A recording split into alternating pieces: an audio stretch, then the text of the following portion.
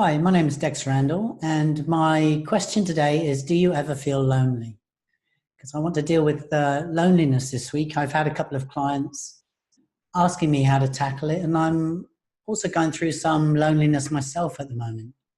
And in my case, it's because I'm working hard on and in my business, just growing the business, and I'm choosing not to prioritize my social life. Um, and I can tell you that growth challenges me very much. I've suffered a lot of anxiety in my life, and I have to be very careful to manage my thoughts to create this bigger, better future I'm envisioning for myself. I have to really believe in it hard. I'm stepping out of my comfort zone into the unknown. I'm learning as I go, and it's really uncomfortable. And often I'm trying something, I'm failing, I'm falling over, I'm feeling a bit stupid, I'm getting up again, and keeping going. And it's quite interesting to watch myself stumble and to notice how I think about discomfort and failure now, more as the price of success. Actually, now I really do have a cast iron belief that I will succeed, but I just don't know how yet. And that's okay, you know. So I'm just putting on my pioneer britches every morning and going for it. But it does feel to me at times like a lonely road. And I'm partly telling you this so you can see that I do this coaching work on myself. It's a lifelong process for me. I'm never going to be finished. And so I self-coach every day. And I also share my models with other coaches to look at whatever comes up for me as I'm growing. And I'm really happy about that. I mean, this is what's creating for me a life that suits me better all the time. And I worry a lot less than I used to, and I'm much more lighthearted. I'm also doing what I love. I get to work with so many fantastic clients every day. So, you know, you're not alone out there. We're all doing the work. Anyway, back to loneliness. Let's take a look at it together. What it is, why we feel it, and what it is that we can do about it. So what is loneliness? I mean, for me, it's just a feeling. It's a sensation in our bodies. It arises when we think a thought that makes us notice that we're alone, and we feel the need for supportive company. Literally, it's sadness because one has no friends or company. And you might say, well, why do I feel lonely? Essentially, in the background, you feel lonely because humans are still social animals. You need to be a member of a tribe for your emotional well-being, as much as the practical survival benefits of it. So if you're separated from the people you're close to, you will feel vulnerable, alone, and want to rejoin the tribe. On an emotional level, you might feel outcast and unsupported. Seek the comfort of the tribe around you. You might feel lost and have thoughts arise of being excluded because you're not good enough. In modern life, it's surprising because the opportunities to be separate from people are so few. You most likely, like me, live in a big city and have access to more people online than you could ever reach out to. So when you feel lonely, you're probably actually surrounded by people.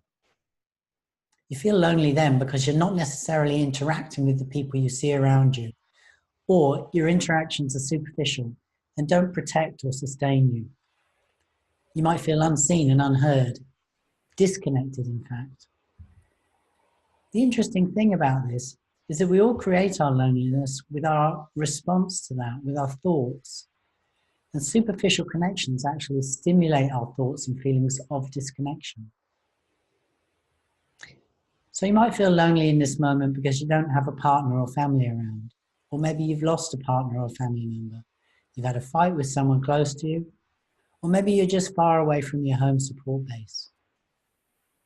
However, it might also be that you're socially withdrawn for some reason.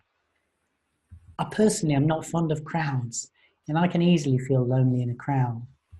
As an introvert, I'm much more nourished by the time alone than by time around others.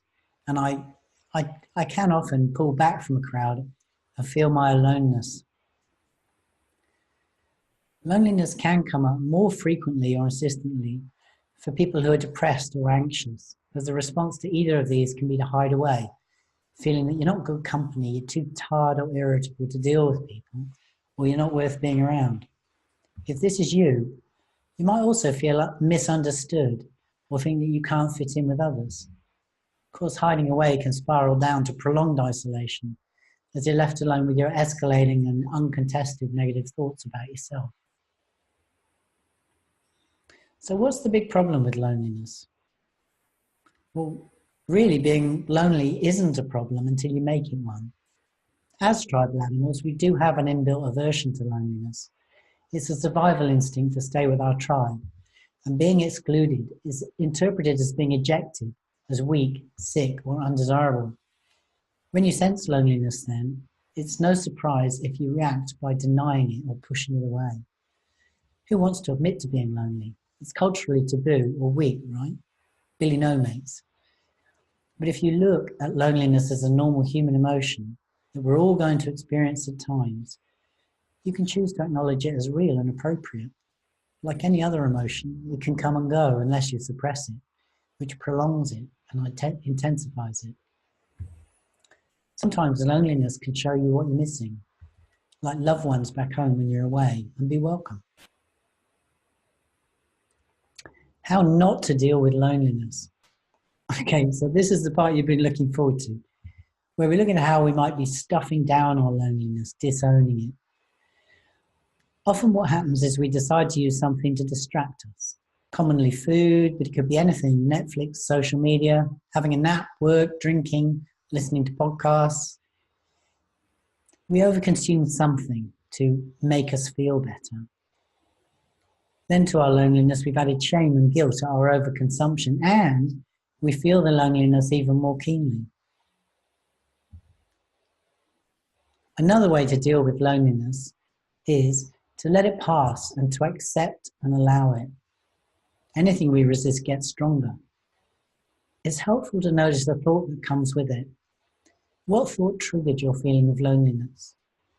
Get to know the thoughts that bring you loneliness. Then quietly attend to the sensations in your body when you feel lonely. If you're a meditator, you can meditate and allow the sensations to come up. If not, just look for them. Pay attention to your body. Observe. Where in your body do you feel it? What temperature is it? Do you feel tension, pain? What's the vibration? Maybe it has a color. Is it dense or diffuse? If these questions seem odd to you, with practice asking them, your body will still yield answers. No one's looking, just sit still and give it a try. For me, loneliness comes as a kind of hollow clenching in my gut, and a slight nausea, hunger, and a kind of scratchy tightness in my throat and my upper chest. Pressure there.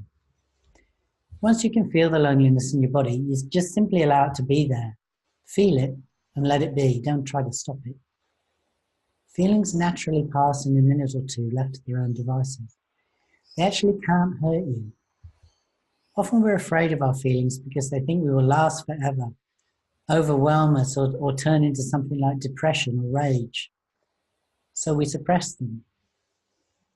But you know that they aren't going to last forever, and they're not going to turn into some monster for us if we allow them to pass.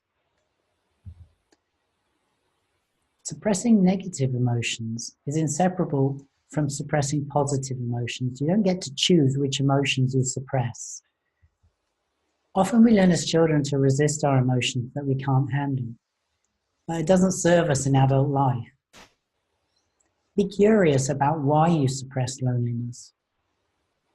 Really, when you feel it coming, you can say, so what? And let it roll through. Here are the steps you can take when loneliness is coming up. If you've tried to allow it and you're encountering some internal resistance, first of all, stop doing anything, pause, and just be alert, notice what's happening. Notice the desire to fight or use willpower to suppress or overcome the lonely feeling. Then just breathe, relax, and notice the sensations that you're feeling as I've described earlier. Just observe yourself. Notice the thoughts that come up as the lonely feeling arises and write them down.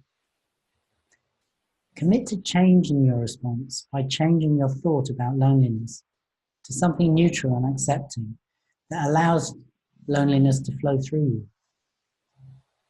This is the way to change your old habitual way of responding to loneliness, which comes from a belief or thought habit. One last aspect of loneliness to consider is how you support yourself. Each of us as an adult is responsible for meeting our own emotional needs in this life. No one else can truly see them and meet them, and nor can we expect them to. All your relationships will improve really quite a bit once you choose to meet your own emotional needs and you're no longer needing anything from others. That's actually a subject of a future episode. It's still worth mentioning here, as you can learn to self-support through your loneliness.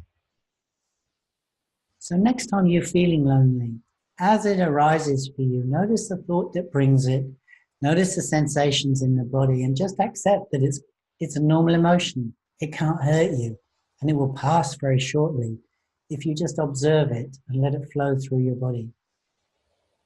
And see how much different you feel when you allow that.